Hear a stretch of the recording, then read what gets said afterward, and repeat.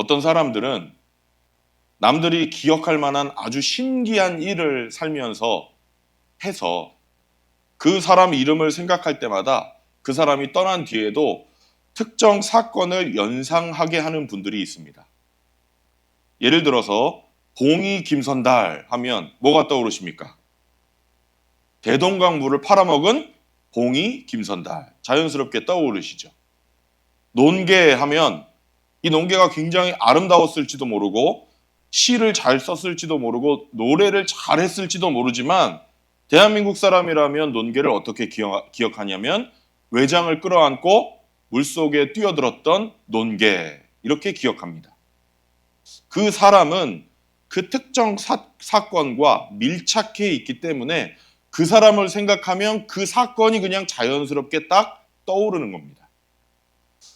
이 성경에 나오는 베드로는 어떨까요?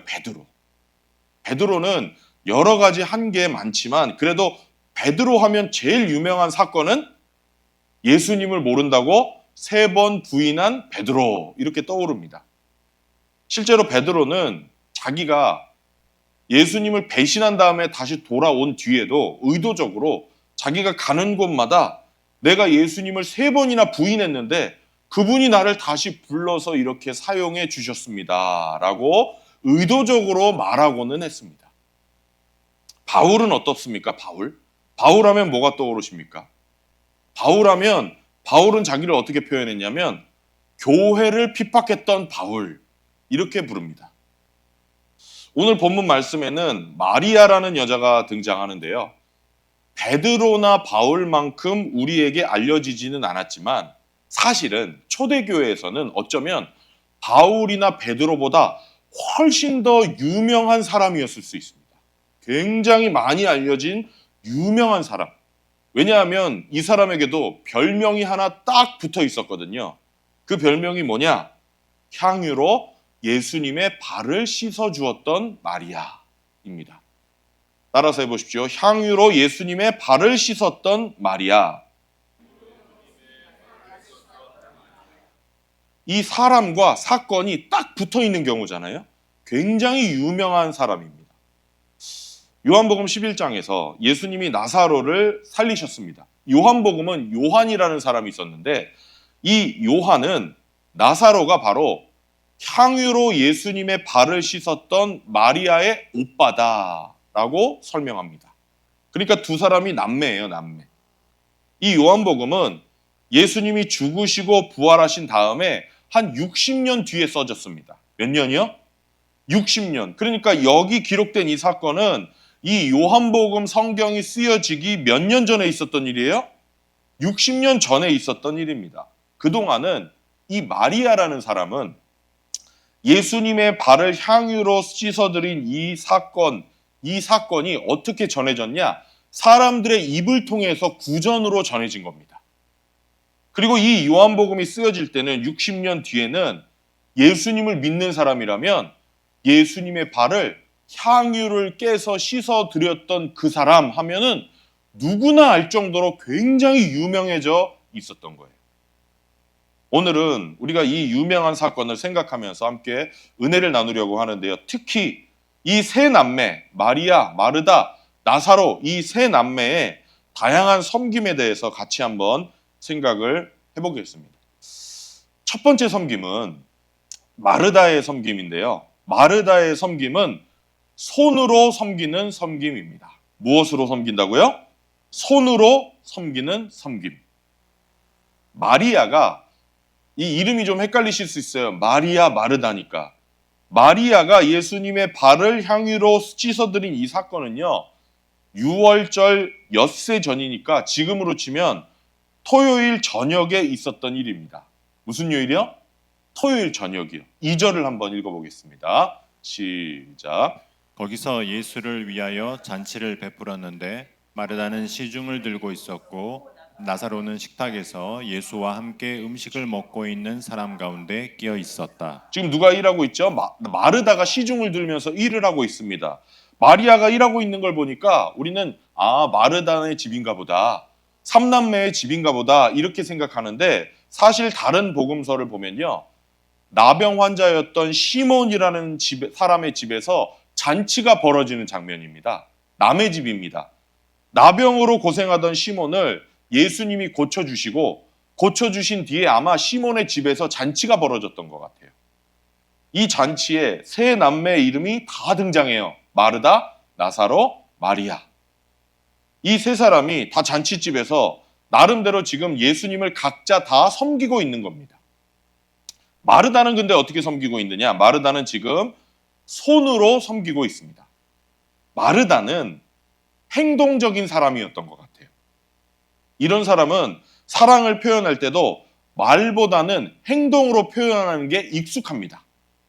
그래서 지금 예수님을 손으로 섬기고 있는 거예요. 마르다는 예수님을 사랑했기 때문에 부엌에서 음식을 만들고 설거지를 하고 음식을 서빙하고 이렇게 손으로 행동으로 예수님을 섬겼습니다.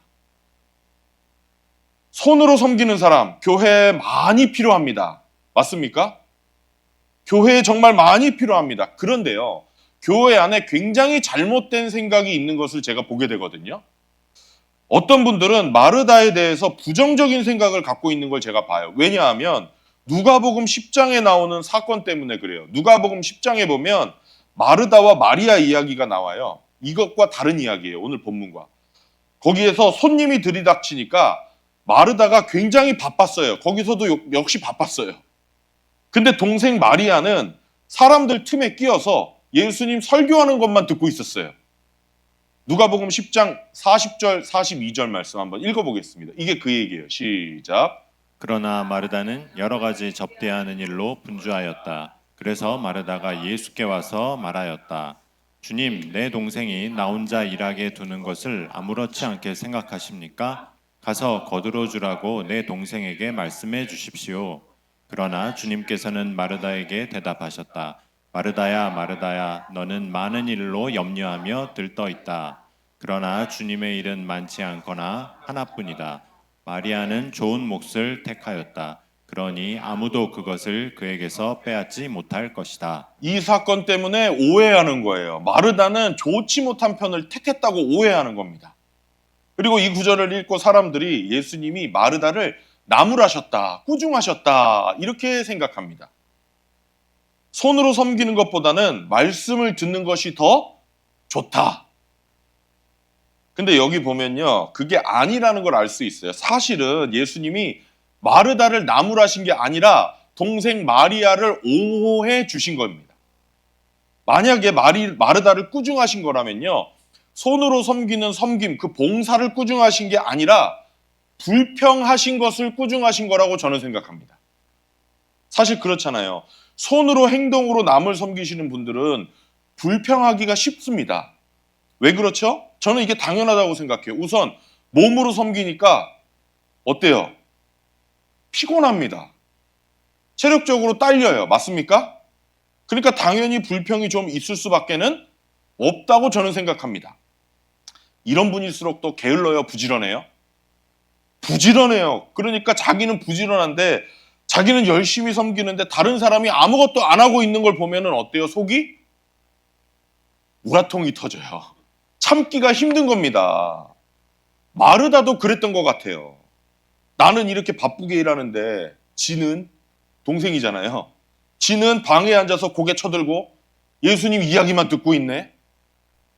예수님은 이 불평을 나무라신 거지 손으로 섬기는 섬김을 나무라신 게 결코 아니라는 겁니다. 우리 주님은 마르다도 사랑하시고 마르다처럼 행동과 손으로 섬기는 섬김도 항상 귀하게 여기시는 분입니다. 우리 교회에도 이렇게 마르다처럼 손으로 섬기시는 분들 많아서 저는 너무너무 감사합니다. 저는 더 많아지기를 원합니다. 제자 훈련 많이 하고 성경 공부 많이 하는 교회 보니까요, 마리아는 많은데요, 교회에 마르다가 없어서 쩔쩔매는 걸 제가 봅니다. 공부만 하려고 하고요, 손에 물은 안 묻히려고 그래요. 주님의 사역을 하는데 마리아처럼 손으로 섬기는 분들 정말 너무너무 귀한 분들입니다. 교회에 일이 있을 때마다 아침부터 일찍 오셔서 음식 준비하고 만드시고 누가 오면 대접하시고 마르다처럼 손으로 섬기는 분들 많아서 우리 창대교회 정말 너무나 복된 교회인 줄로 믿습니다. 그러면 칭찬하고 고백해 주셔야 돼요. 옆에 계신 분들 보시면서 한번 하겠습니다. 정말 귀하십니다. 마르다처럼 섬기시는 거 정말 귀하신 겁니다. 그걸 아셔야 돼요. 손으로 섬긴다는 거요. 꼭 여자 성도님들만 하는 거 아닙니다. 우리 형제님들도 교회 시설에 문제가 있으면 혼자 조용히 고치시는 분들이 있어요.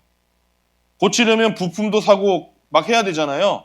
시간만 들이는 게 아니라 자기 주머니에서 그냥 내서 하시는 분들이 있어요. 제가 항상 얘기하거든요. 부품값은 좀 교회 재정부에 청구해서 받으십시오. 그렇게 이야기해도 부득부득 안 받으시는 분들이 있어요. 제가 멀리서 지켜보면 아마 마르다처럼 하나님이 나에게 손재주를 주셔서 내가 이 가진 손재주로 교회에서 예수님의 몸인 교회를 섬길 수 있다는 게 감사해서 그냥 그렇게 자기 주머니에서 돈을 내면서 섬기시는 것 같아요. 이런 분들이 하나님이 깊이 사랑하시는 마르다 같은 일꾼들입니다. 마르다는 잔치집에서 손으로 우리 주님을 섬겼습니다. 두 번째 섬김은 나사로의 섬김인데 이 나사로의 섬김은 예수님과 함께함으로써 섬기는 섬김이었습니다. 함께함으로 섬김. 나사로도 예수님을 섬기고 있었습니다. 그 잔치집에서 나사로는 예수님을 어떻게 섬겼느냐? 함께 모시고 있음으로써 예수님을 섬겼습니다. 자, 여러분 한번 상상해 보세요. 여러분이 어쩔 수 없이 아는 사람이 별로 없는 잘 모르는 사람들이 모여있는 잔치집에 갔을 때 누가 제일 고맙습니까? 다 둘러봐도 아는 사람이 없는데 잘은 모르지만 막연하게 아는 어떤 사람이 하나가 내 옆에 와서 앉아서 다른 사람들도 소개해주고 얘기도 같이 나눠주고 같이 음식도 먹어주면 그 사람이 어때요? 고맙지 않습니까? 물론 잔치집 주인인 시몬이라는 사람과 예수님과의 관계가 어땠는지는 모릅니다. 성경에 그게 나와 있지는 않습니다. 아무튼 나사로는 예수님 바로 옆에 앉아 있음으로써 예수님을 잔치집에서 섬겨드렸습니다. 모시고 시간을 보내면서 대화도 나누고 함께 웃고 함께 먹고 우리도 나사로처럼 주님을 섬기는 거 이거 하나님이 귀하게 여기신다는 것을 알고 그렇게 섬기는 성도들이 많은 교회가 되기를 원합니다. 그런데요, 나사로처럼 섬긴다는 게 뭐냐? 지금으로 치면 그게 뭘까? 이게 중요하지 않겠습니까? 저는 지금으로 치면 주님과 함께 있는 거, 그거는 기도라고 생각합니다. 따라서 해보십시오. 기도. 기도가 뭐예요? 기도는 하나님과의 대화 아니겠습니까? 시간을 내서 하나님 앞에 마주 앉아서 대화를 나누고 하나님의 음성을 직접 듣는 거. 기도로 섬기는 거, 이게 바로 나사로처럼 주님을 섬기는 것입니다. 그렇게 보면 우리가 주님을 섬길 수 있는 방법이 참 많아요. 어떤 분들이 이렇게 얘기하시거든요. 아유, 목사님, 저는 성경 공부 가르쳐 줄 수도 없고요. 전도할 만한 능력도 없고요. 건강도 안 좋아요. 그래서 몸으로 봉사하기도 힘듭니다. 그런 분들에게 제가 이렇게 말씀드리고 싶어요. 기도는 하실 수 있잖아요. 기도로 섬기실 수 있잖아요. 나사로처럼 하나님과 대화하고 그분의 음성을 듣고 그분께 구하고 다른 분들을 위해서 기도하는 이 기도의 섬김. 특히 우리 중년을 지나서 노년으로 접어드신 어르신들.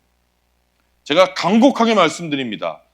기도로 나사로처럼 주님을 섬기시는 분들이 되시기를 원합니다. 자녀들 뒷바라지 하시고 또 어떤 분들은 손자, 손녀들, 이 손자, 손녀들과 씨름하시고 그러다 보면 하루가 짧고요. 바깥에 나가서 일하는 젊은 사람들처럼 바쁘고 피곤하신 것도 압니다. 그렇지만 내가 뭔가 예수 믿는 사람으로서 주님을 좀 섬겨야 된다. 그렇다면 기도로 섬기십시오. 기도로. 특히 가족을 위해서, 자녀들을 위해서, 성도들을 위해서, 목장을 위해서, 교회를 위해서, 그리고 목사를 위해서 나사로처럼 기도로 섬기시는 진정한 의미의 영적인 어른들이 되시기를 간절히 부탁을 드립니다. 지금도 이 세상에 뭐가 있나 막 찾아다니지 마시고요. 뭐가 있어요, 있기는. 기도하시는 거죠, 이제. 왜 바쁘세요? 기도하시라고 기도실 만들어 놨잖아요. 기도하시기 바랍니다. 마지막 세 번째 섬김은 마리아의 섬김입니다. 이 마리아의 섬김은 희생으로 섬기는 섬김입니다. 희생으로 섬기는 섬김. 마르다는 자기 손으로 섬겼고, 나사로는 예수님과 함께 있음으로 섬겼고, 마지막으로 마리아는 희생으로 우리 주님을 섬겼습니다. 이 마리아의 섬김이 제가 오늘 여러분과 함께 나누려고 하는 섬김의 핵심입니다. 손으로 섬기는 것도 아름답고요. 우리 주님을 함께 모시고 있음으로 섬기는 것도 아름답지만 마리아가 했던 희생의 섬김이 가장 아름다운 섬김이기 때문입니다. 그래서 제가 말씀드렸죠. 시작할 때. 이 마리아의 섬김은 초대교회에서 굉장히 유명한 섬김이었다. 바울만큼 베드로만큼 유명한 사람이었다. 기억하십니까? 3절 한번 읽어볼까요? 3절 어떤 섬김을 했는지 시작. 그때 마리아가 매우 값진 순 나드 향유 한 근을 가져다가 예수의 발에 붓고 자기 머리털로 그 발을 닦았다. 온 집안에 향유 냄새가 가득 찼다. 아멘. 여기 나오는 나드는 인도 지역에서 나오는 향나무 종류라고 합니다. 그러니까 이스라엘에서 나오는 게 아니에요. 어디에서 온 거예요? 외국에서 온 거예요. 이 나무에서 원료를 추출해서 기름을 짜는 겁니다. 그거를 향이 아주 좋은 향수 같은 겁니다. 예, 기름이에요. 그 당시에 정말 비싼 물건이었습니다. 가룟 유다가 여기서 뭐라고 그랬냐면 300데나리온이라고 가격을 매겼거든요. 한 데나리온이 그 당시에 일꾼들의 하루 품삯이었습니다. 지금 우리 돈으로 한번 제가 대충 계산해 볼게요. 대충 일당을 10만 원이라고 치면 300데나리온이면 얼마예요? 우리 중에 계산이 빠른 분들이 있는데 얼마예요? 일당이 10만 원이면 300데나리온이면 3천만 원입니다. 어때요? 싸요? 비싸요? 굉장히 비싸지 않습니까? 이게 작은 병에 담겨 있는 거예요. 이걸 가지고 와서 그냥 쨍그랑 부셔버리고 3천만 원짜리 기름, 그 향유를 예수님의 발에다가 그냥 부어버리고 그 발을 닦고도 남아서 철철 넘치니까 자기 머리카락으로 닦아내는 겁니다. 이것이 두고두고 사람들의 입에 오르내리게 되었습니다. 이 마리아의 희생적인 섬김 두 가지로 나누어서 생각해 보자면 첫 번째는 비싼 향유를 부은 섬김이라고 할 수 있습니다. 아주 값비싼 향유를 부은 섬김. 여러분, 마리아가 도대체 왜 이 비싼 향유를 예수님에 붓고 자기 머리카락으로 예수님의 발을 닦아드렸을까? 성경에 보면요, 원래 향유는 발이 아니라 머리에 붓게 돼 있어요. 어디요? 머리요. 귀한 손님이 오면요, 향유를 환영하는 의미로 머리에 붓습니다. 물론 많이 붓는 게 아니라 조금 붓습니다. 여러분이 잘 아시는 시편 23편, 거기 보면 잘 아시죠? 여호와는 나의 목자시니 이 말씀으로 시작하는 그 시. 그 시편 5절 말씀에 보면 이런 말씀이 있어요. 한번 읽어보겠습니다. 시작. 주님께서는 내 원수들이 보는 앞에서 내게 잔치상을 차려주시고 내 머리에 기름 부으시어 나를 귀한 손님으로 맞아주시니 내 잔이 넘칩니다. 어디에 부어요? 기름은? 머리에 부어요. 누구한테 부어요? 귀한 손님한테만 부어요. 아주 귀한 손님이 왔을 때 머리에다가 조금 부어주는 게 이스라엘 사람들의 그 당시 문화였어요.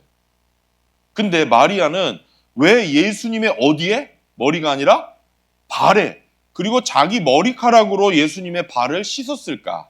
마리아는 자기 나름대로 예수님의 장례식을 치르고 있었던 겁니다. 향유로 몸 전체를 씻는 대신 시체를 향유로 닦았거든요. 그 당시에. 몸 전체를 씻는 대신에 발이라도 씻어드리고 싶었던 거예요. 이거 어떻게 할 수 있냐면 예수님이 7절에서 말씀하시는 걸 보면 알아요. 7절 읽겠습니다. 시작. 예수께서 말씀하셨다. 그대로 두어라. 그는 나의 장사날에 쓰려고 간직한 것을 쓴 것이다. 아멘. 예수님이 이제 일주일 뒤면 돌아가시거든요. 근데 예수님이 돌아가시는 것을 정확하게 알고 있었던 사람이 마리아밖에는 없었던 거예요. 제자들은요, 지금 이 일주일밖에 안 남았는데도 철이 없어서 며칠 있으면 자기들이 한 자리 하는 줄 알고 기분이 오히려 거꾸로 굉장히 들떠 있었습니다. 와, 우리 이제 며칠 있으면 한 자리 한다.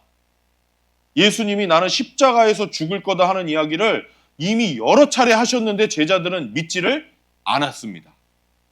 근데 마리아는 달랐어요. 마리아는 예수님이 곧 돌아가시는구나. 예수님이 돌아가셔야만 하는구나. 예수님의 눈에 비친 그 고뇌, 그 우수, 그거를 읽어낸 사람이 마리아밖에는 없었던 것 같아요. 그래서 어쩌면 자기가 결혼할 때 쓰려고 준비해 놓은 건지도 모르는, 실제로 향유는요, 그 당시에 혼수로 미리 준비했거든요, 사람들이. 결혼할 때 가지고 갔거든요. 왜냐하면 얼마예요, 이게? 3천만 원이잖아요. 그러면 혼수품으로 가지고 갈만 하잖아요. 아니에요? 더 필요하답니다. 근데 이거를 아낌없이 가지고 와서 깨서 예수님의 발에다가 부어드렸던 겁니다. 마리아만 예수님의 죽음을 본 거예요. 마리아만 예수님이 왜 죽으셔야 했는지를 보았던 겁니다. 그래서 마리아가 예수님의 장례식을 치러드리러 그 귀한 마음을 가지고 그걸 깨서 부어드리고 자기 머리카락으로 예수님의 발을 닦아드렸던 것입니다. 그러면 왜 그 비싼 향유를 반만 쓰지 다 부어드렸는가? 이런 생각 안 해보셨습니까? 저는 하거든요. 반만 붓지. 아유, 3천만 원이 여러분 작은 돈이에요. 3천만 원이면 여러분 사고 싶은 차도 살 수 있잖아요. 거기다 좀만 더 보태면 살 수 있는 거 아니에요? 3천만 원이면 여러분이 사고 싶은 가방은 거의 다 살 수 있을걸요? 그렇지 않으세요? 근데 왜 이렇게 낭비를 했느냐? 마리아는 예수님을 사랑했기 때문입니다. 우리는 사랑하는 사람에게는 아끼지 않습니다.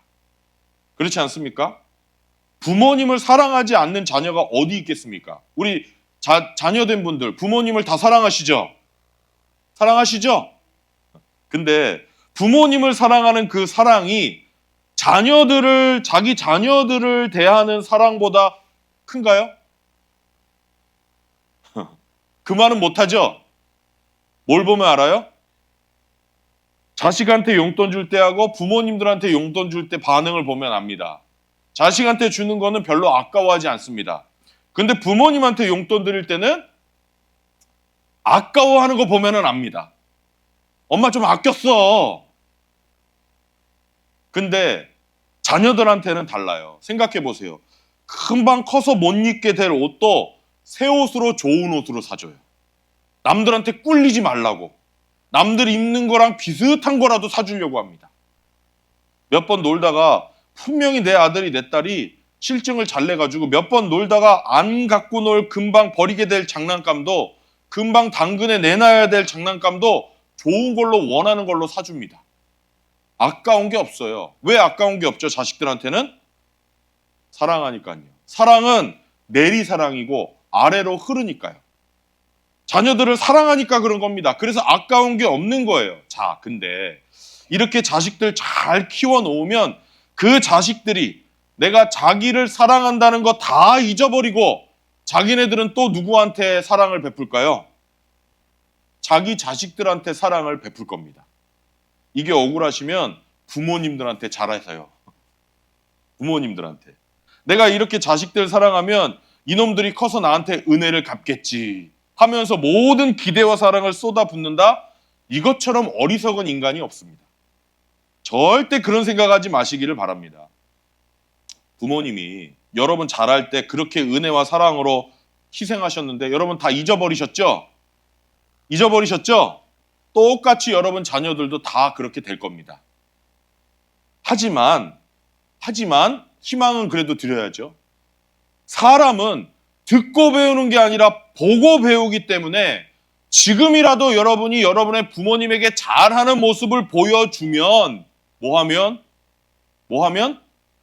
보여주면 자식들에게 보여주면 삶으로 보여주면 여러분의 자녀들이 여러분이 나이 들었을 때 여러분에게 잘할 가능성이 조금 있습니다. 보여주면 얼만큼 있다고요? 조금 있어요. 그게 인간입니다. 잘 보여주십시오. 그러니까. 여러분 아무튼 인간은 자기가 사랑하는 사람에게는 아까운 게 없어요. 맞습니까? 3천만 원이나 되는 이 엄청나게 값비싼 향유지만 마리아는 예수님을 사랑해서 이거를 과감하게 깨버리고 예수님의 발을 씻어드렸던 겁니다. 우리 성도님들 우리 한번 주님 열심히 사랑해 보기를 원합니다. 이건 내가 얼마나 아까워하느냐, 아까워하지 않느냐, 이걸 보면은 정확하게 알 수 있어요.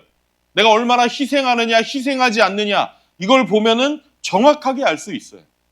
주님을 사랑한 마리아의 사랑은 너무나 컸기 때문에 그게 3천이든 3억이든 상관없이 아낌없이 바쳐서 우리 주님께 자기의 사랑을 표현했던 겁니다.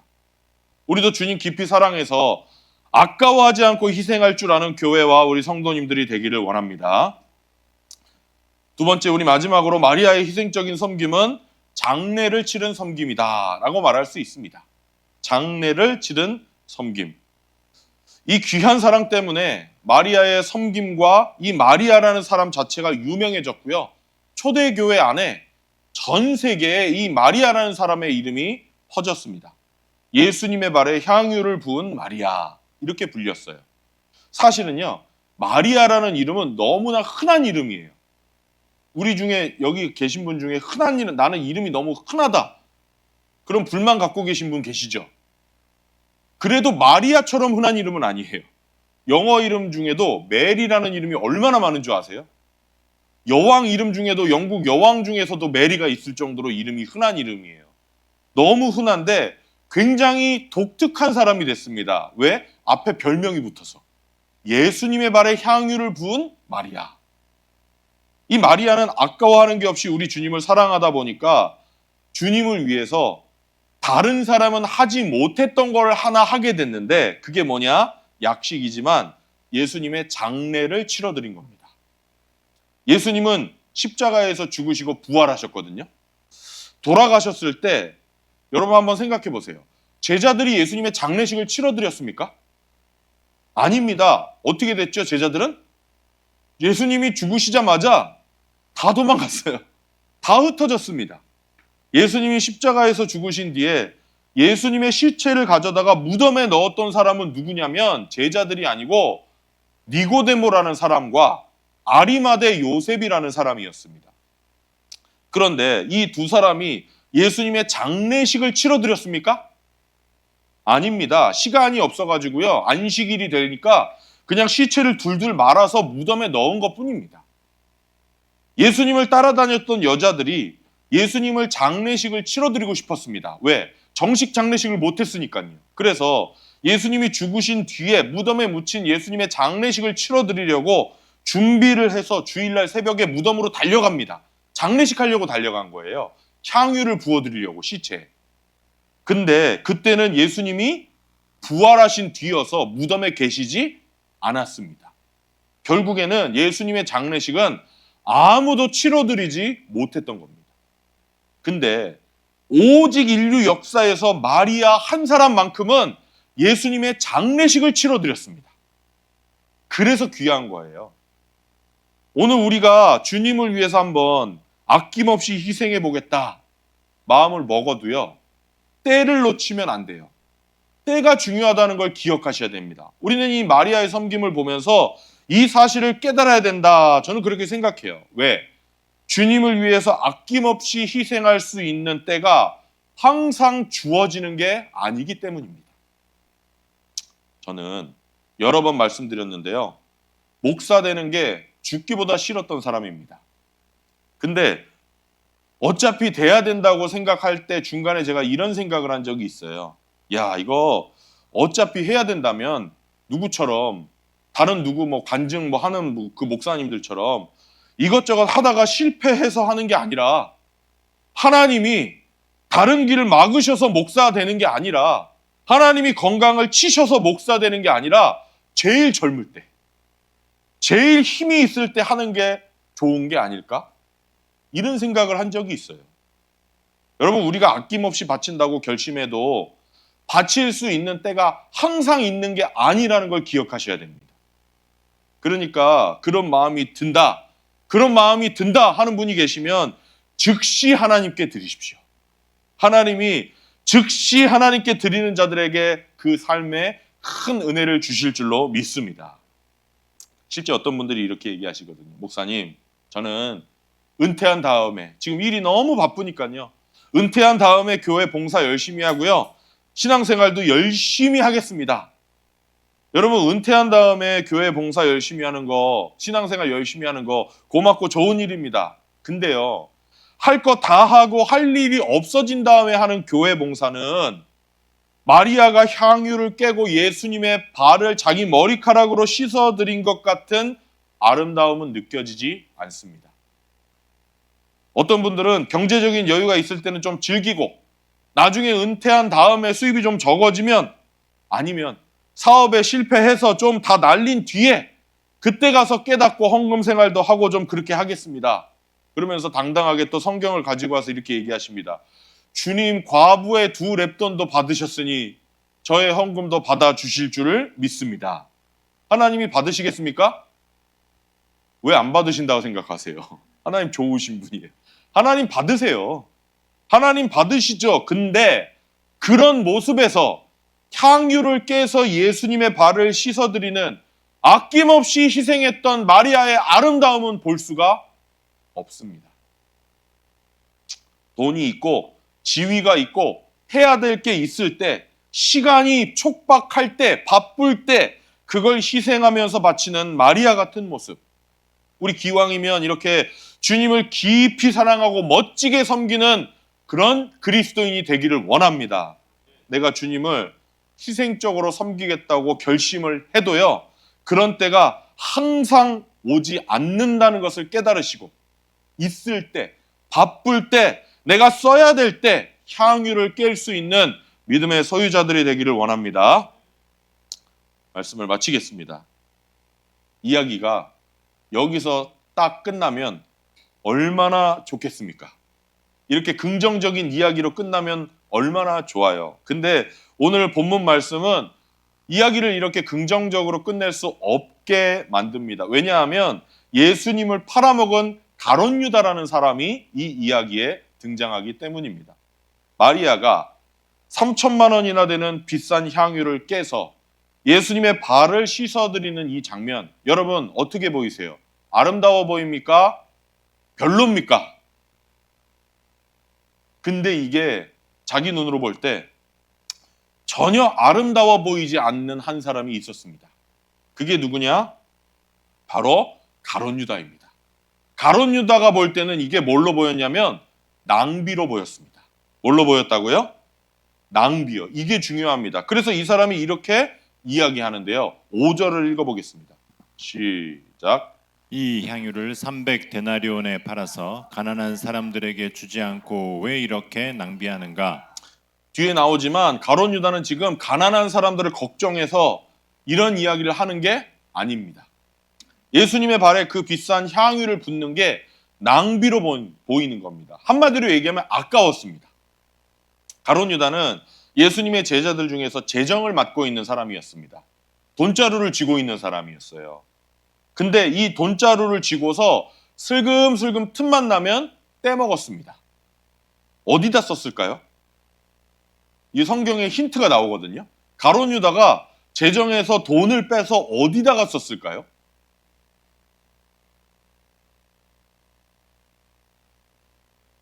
가룟 유다가 예수님을 판 다음에 한 행동이 아주 강력한 힌트입니다. 뭐를 했냐면 아마 가룟 유다는 예루살렘 근처에 좋은 땅들을 샀던 것 같아요. 부동산 투자를 한 것 같습니다. 어쩌면 은 30냥만 더 있으면 자기가 원하는 땅을 딱 살 수 있는 돈이 채워졌을지도 몰라요. 그래서 예수님을 팔 기회가 생기니까 얼마에 팝니까? 은 30냥에 파는 건지도 모릅니다. 그리고 실제로 예수님을 판 다음에 가룟 유다가 제일 먼저 한 행동이 뭐냐면 땅을 삽니다. 아무튼 이 가룟 유다는 가난한 사람들이 불쌍해서 마리아를 꾸짖은 게 아닙니다. 예수님의 발에 부어지는 3천만 원짜리 향유가 아까웠던 겁니다. 낭비로 보였습니다. 자, 왜 가룟 유다의 눈에는 이게 낭비로 보였을까요? 가룟 유다는 예수님을 사랑하지 않았기 때문입니다. 아주 간단합니다.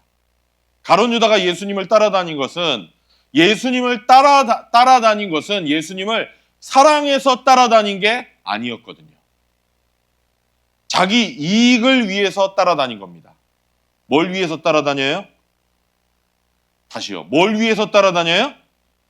이거 잘 들으셔야 됩니다. 여태까지 조르셨어도 이젠 조시면 안 돼요. 뭘 위해서 따라다녀요? 자기 이익을 위해서 따라다녔어요.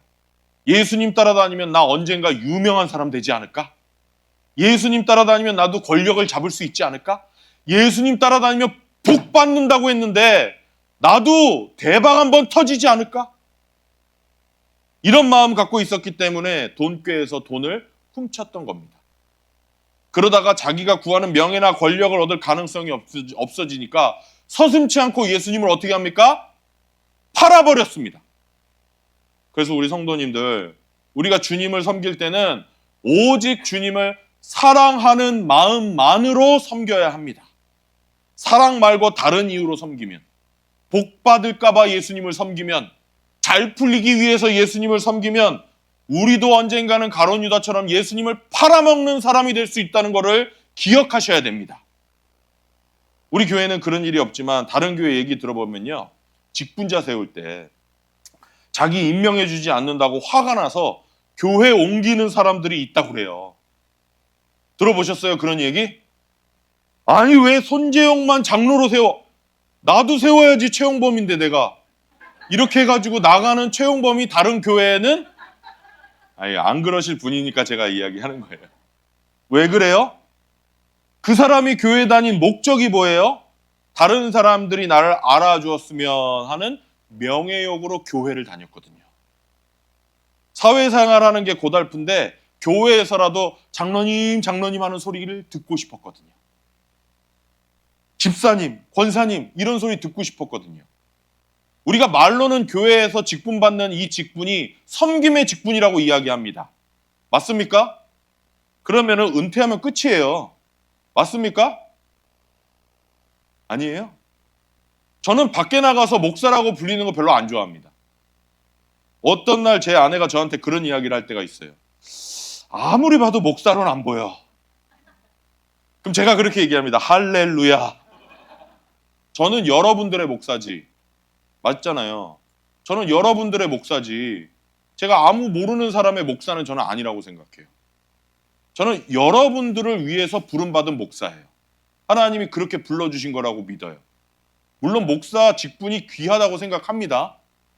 그런데 주로 제가 은행 가보면 누가 문제를 일으키느냐 앞에서 큰 소리 나서 들어보면 대부분 중직자더라고요.